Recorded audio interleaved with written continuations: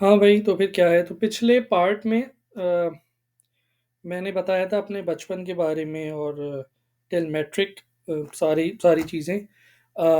इस पार्ट में, part two में मैं पोस्ट मैट्रिक से लेकर समझ लें इमिग्रेशन तक के वाक़यात और जो मेरे साथ हुए, वो सारी चीज़ें मैं बताऊँगा और ये बड़ी इंटरेस्टिंग होगी वीडियो, क्योंकि मैं इसमें अपने फेलियर्स के बारे में भी डिस्कस करूँगा, जो कि बहुत ही कम लोग जानते हैं। और basically you can say I am opening up for the first time. तो बेसिकली मैट्रिक करने के बाद मेरी आई थिंक 77 कुछ ऐसी कोई परसेंटेज आई थी।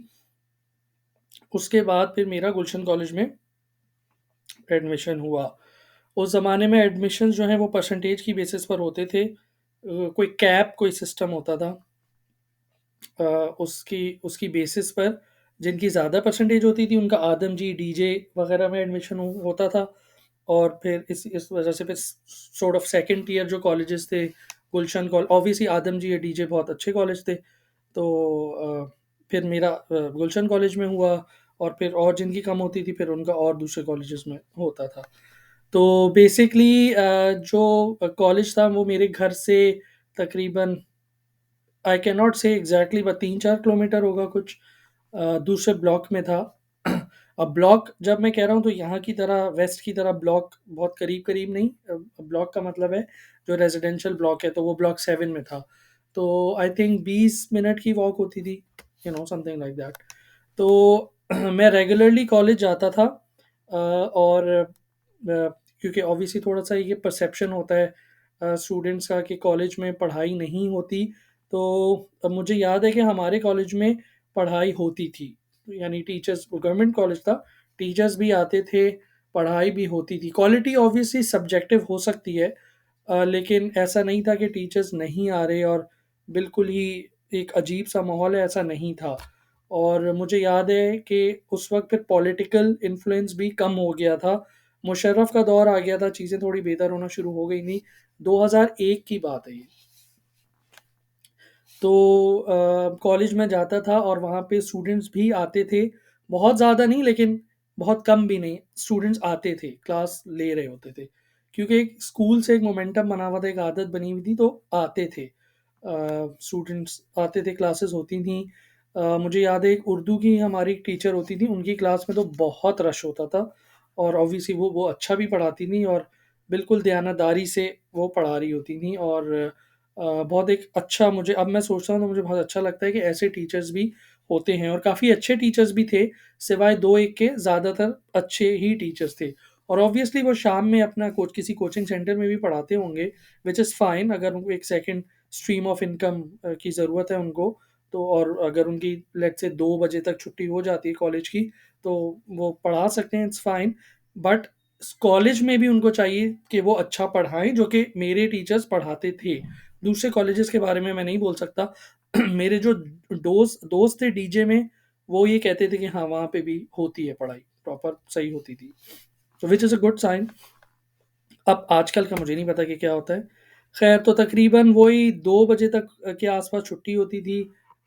फिर यानी लास्ट क्लास छुट्टी तो आप कभी भी जा सकते हैं क्लास से बाहर, लेकिन पूरी क्लासें अगर आप ले रहे हैं तो 2 बजे तक वो तकरीबन ख़त्म होता था।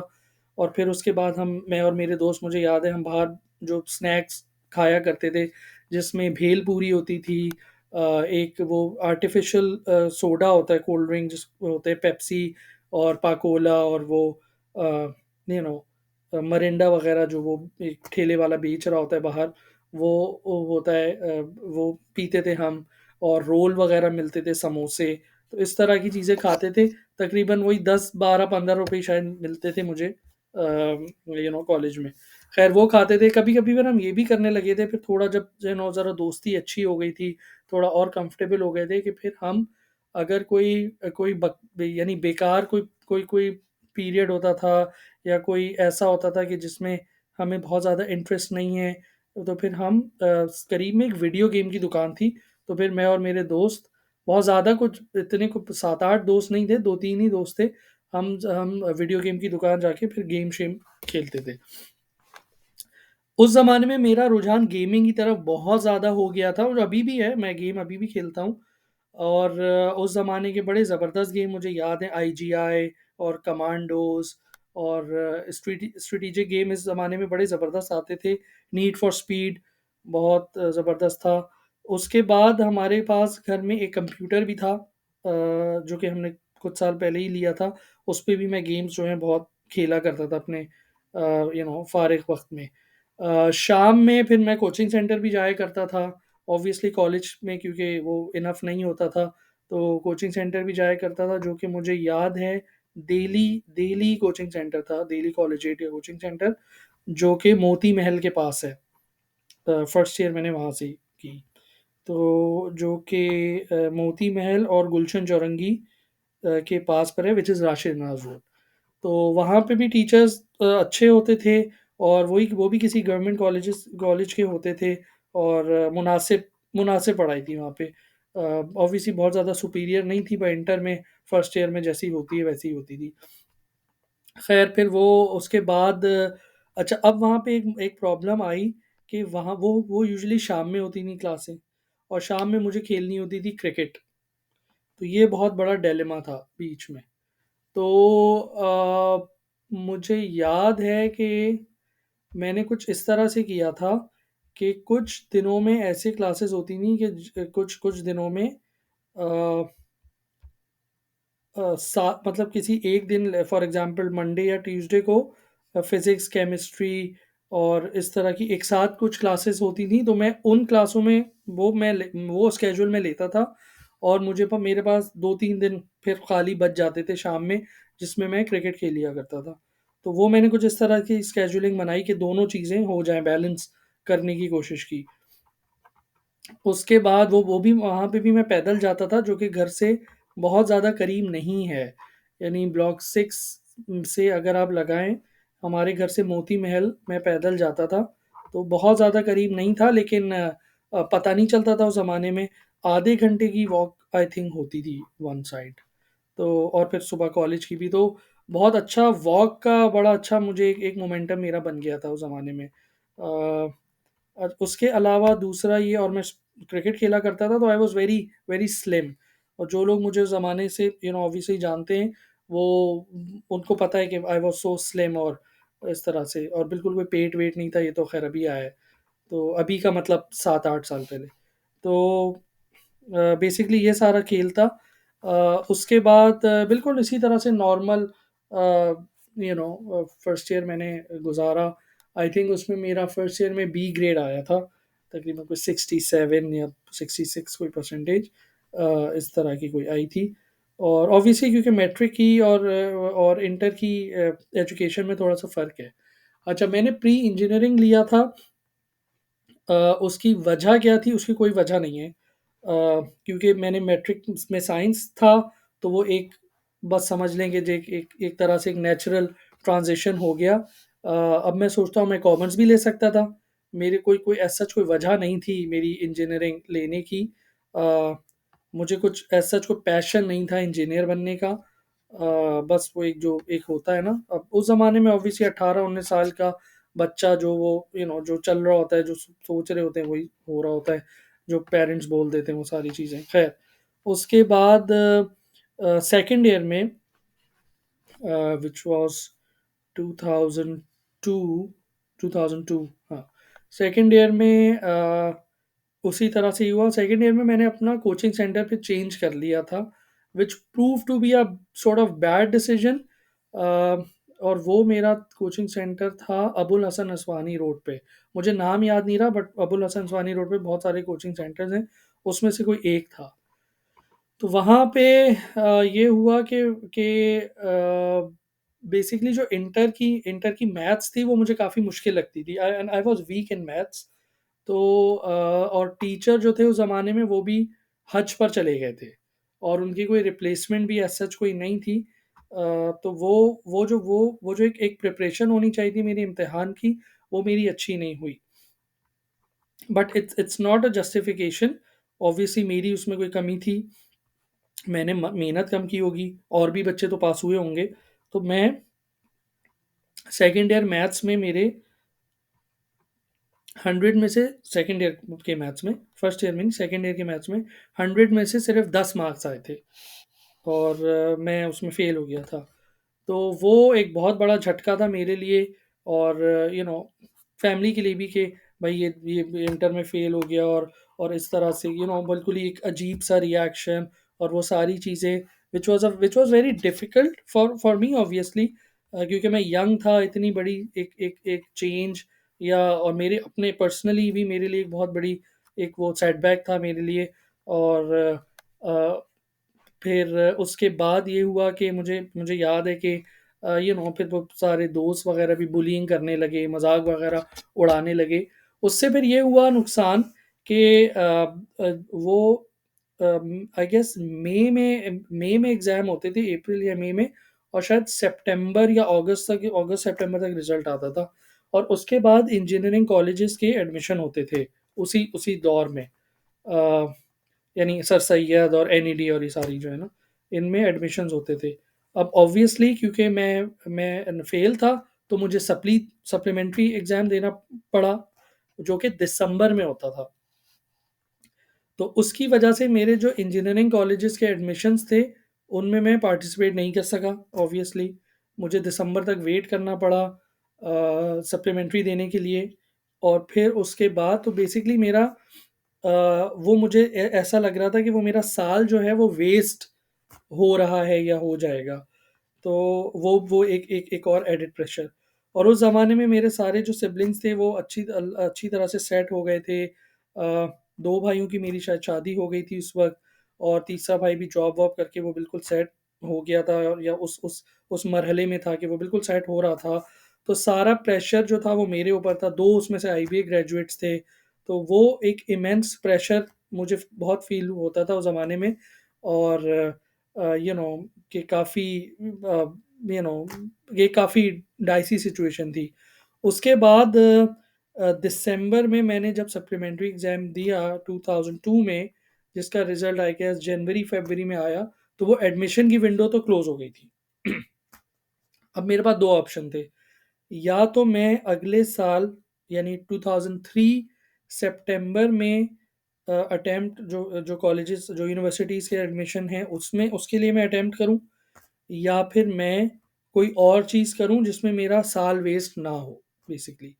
तो फिर मैंने ये सोचा कि यार कोई ऐसी चीज़ करनी चाहिए जो थोड़ी प्रेस्टीजियस भी हो, यानी प्रेस्टीजियस का मतलब है जो लोगों को सुनने में भी अच्छा लगे, कहने को भी अच्छा लगे। उस ज़माने में यही था मेरा माइंडसेट और ऐसी भी हो कि उसमें मेरा साल भी वेस्ट ना हो। तो फिर मैंने डिसाइड किया कि यार सीए में चार्टर्ड अकाउंटेंसी स्टार्ट करनी चाहिए, उसमें हाथ डालना चाहिए। मुझ लोगों से मैंने सुना था कि वो बहुत मुश्किल है और बड़ा लंबा उसमें टाइम लगता है वगैरह-वगैरह।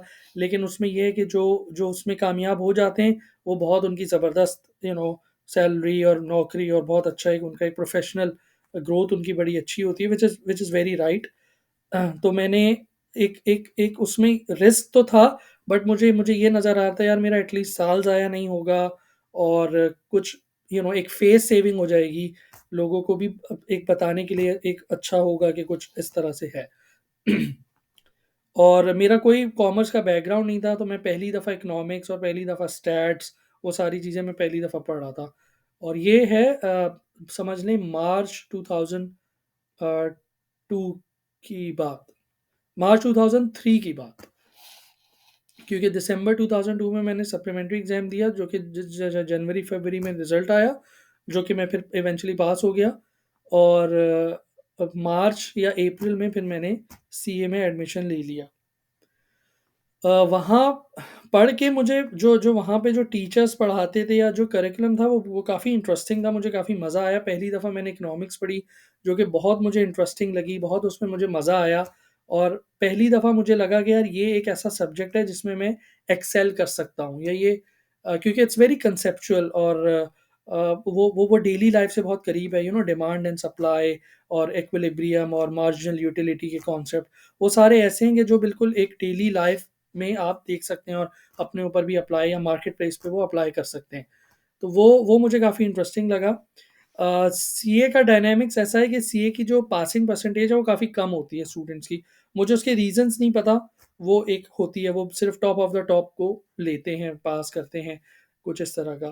तो उससे पहले इंस्टीट्यूट एक अपना भी एग्ज़ाम कराता है, ये मैं फर्स्ट मॉड्यूल की बात कर रहा हूँ, यानी फर्स्ट सेमेस्टर की। एक अपना एग्ज़ाम भी कराता है, उस उन एग्ज़ाम्स में जो स्टूडेंट्स पास होते हैं, फिर वो जो उनका बोर्ड है व्हिच इज़ अ, मुझे मुझे बोर्ड का नाम याद नहीं जो कि क्लिफ्टन में है, 2 तलवार के पास, 2 या 3 तलवार के पास, जो आईकैप, आई थिंक आईकैप, वहाँ पे उनके एग्ज़ाम्स होते हैं। तो उस जो पहली स्टेज पार करनी होती है, जिसके बाद आप वो उनका बोर्ड एग्ज़ाम समझ लें, वो देते हैं, तो उस सिलेक्शन कह लें या उन इम्तिहानात में भी मैं पास नहीं हुआ। यानी यके बाद दीगरे 2 सालों में 2 बड़े सेटबैक्स मैंने फेस किए। या तो वो भी अब फिर यहाँ पे फिर मुझे वही प्रॉब्लम आने लगी कि मुझे मेरा फिर साल जो है, मुझे बिल्कुल ऐसा लग रहा है साल वेस्ट होने वाला है। पहले इंटर मैथ्स की वजह से, और फिर अब सीए में नाकामी की वजह से। तो वो, और फिर मुझे बिल्कुल ऐसा लगने लगा, यार I am a failed student, और मैं बिल्कुल ही डीमोटिवेटेड हो गया और अपने आप में ही बिल्कुल ही गिर गया। ऑब्वियसली फैमिली का रिएक्शन भी ऑब्वियस था, और ये था। इसमें मैं ये बता दूं कि जब इंटर में मैं मैथ्स में फेल हुआ था, तो सिर्फ अम्मी थी जिन्होंने मुझे सपोर्ट किया था, और उन्होंने कहा था कोई बात नहीं बेटा, कि चलो कोई बात नहीं, अब तुम नेक्स्ट टाइम मेहनत करना, और अभी तुम निकल आओगे इसमें से, एवरीथिंग। उसके अलावा अगर ये सब में I am going back to inter, और उसके बाद मुझे याद है कि उसके बाद अगर मैं किसी का इंडेटेड हूँ, तो वो है लिंकन पार्क, और to be general and to be specific, mister Chester Bennington late. Uh, यानी, और वो भी मेरे एक दोस्त ने मुझे रिकमेंड किया था कि यार तुमने कोई लिंकन पार्क तुम सुनते हो? मैंने कहा यार मैं वेस्टर्न म्यूज़िक नहीं सुनता। ये समझ लें कि उस फेलियर के आस-पास के दिनों की बात है। तो उसने कहा यार एक दफ़ा सुन के तो देखो, उसने कहा कि Lincoln park in the end सुनकर तो देखो एक दफ़ा। तो वो जब मैंने सुना, और ऑब्वियसली उस ज़माने में यूट्यूब और ये सब चीज़ें नहीं होती थी, तो मैंने शायद उसके उसके पास जो कोई मैग्नेटिक टेप था, जो जो कैसेट था, उस पे सुना मैंने, या उसके उसके पास कोई वॉकमैन या कुछ तरह की चीज़ थी, या उसके घर जाके कहीं से मैंने वहाँ पे सुना। तो वो मुझे काफ़ी काफ़ी अपीलिंग लगा, काफ़ी इंटरेस्टिंग लगा, और ऐसा लगा कि बिल्कुल ये मेरे दिल की बात कह रहा हो कोई। उस वक़्त लिरिक्स मुझे बिल्कुल नहीं समझ में आए थे। ऑब्वियसली मेरा कोई वेस्टर्न म्यूज़िक का इतना ज़्यादा प्रीवियस एक्सपोज़र भी नहीं था।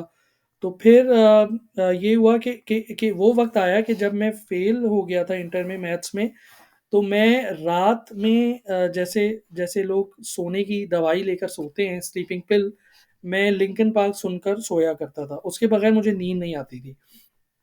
यानी आप ये समझ लें कि वो मेरे लिए ड्रग्स थी। Like I was taking drugs in shape of music, and specifically Linkin Park. Not specifically Linkin Park ही मैं उस वक़्त सिर्फ़ सुनता था, स्ट्रिक्टली सिर्फ़, और कोई बैंड नहीं सुनता था, फिर वो मैंने बाद में सुने।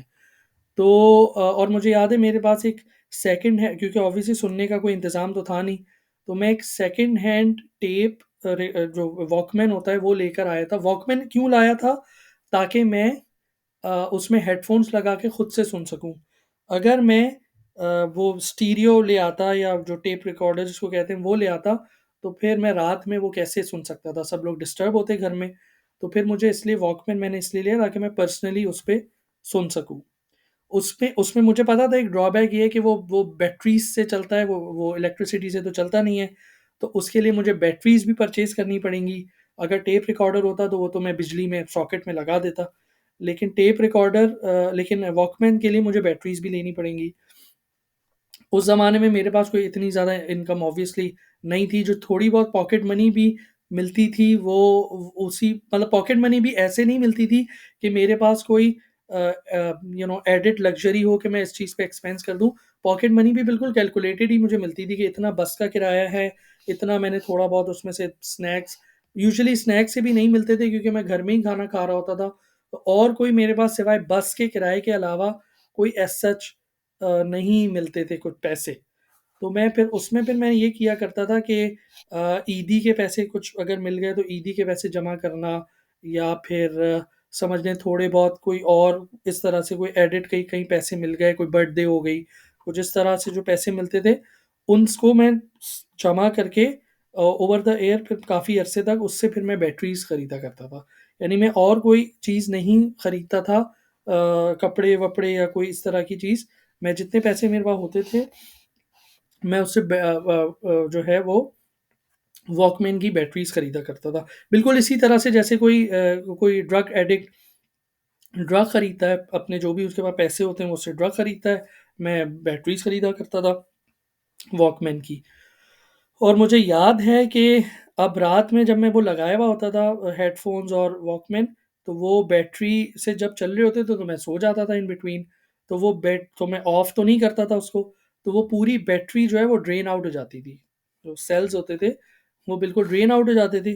तो फिर मुझे काफ़ी फ्रीक्वेंटली वो खरीदना पड़ते होते थे। यानी तकरीबन समझ लें कि एक जो उसमें 2 बैटरीज़ लगती थी, तो एक पेयर ऑफ बैटरीज़ है, वो शायद 2 दिन ही चल पाता था, क्योंकि वो ड्रेन आउट हो जाता था। वो पूरी रात तकरीबन 8-9 घंटे वो चलता रहता था। मैं 1 घंटा, डेढ़ घंटा सुनता था, फिर मुझे नींद आ जाती थी।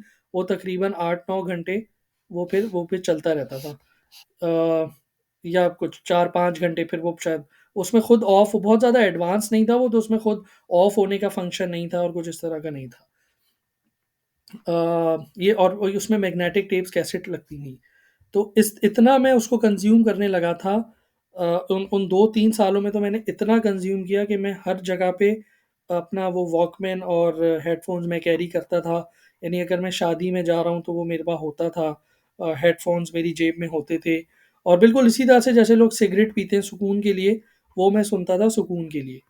और ये समझ लें कि अगर वो नहीं होता तो मुझे नहीं पता कि मैं कैसे उसमें से बाहर आता। और उसने मुझे इतना मोटिवेट किया, यानी उसी म्यूज़िक ने, उसी लिंकन पार्क ने मुझे मुझे बिल्कुल खड़ा कर दिया। और ब आगे मैं बताऊँगा कि वो किस तरह से हुआ।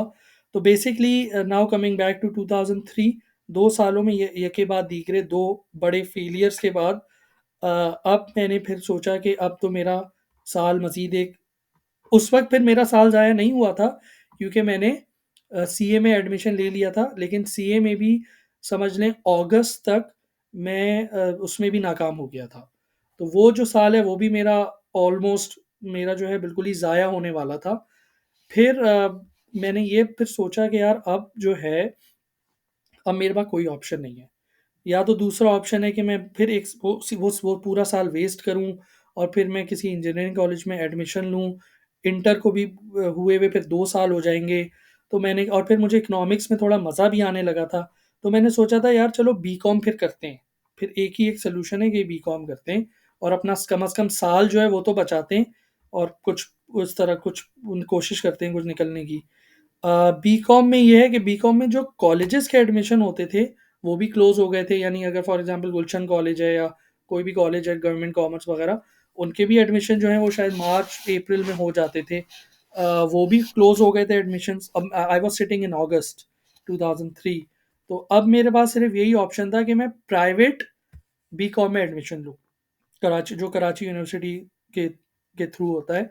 उसमें कुछ क्लासेस नहीं होती, वो सेल्फ स्टडी होता है, आपको खुद से स्टडी करना पड़ता है और खुद से आपको ट्यूशन वगैरह अगर आप लेना चाहें वो ले लें।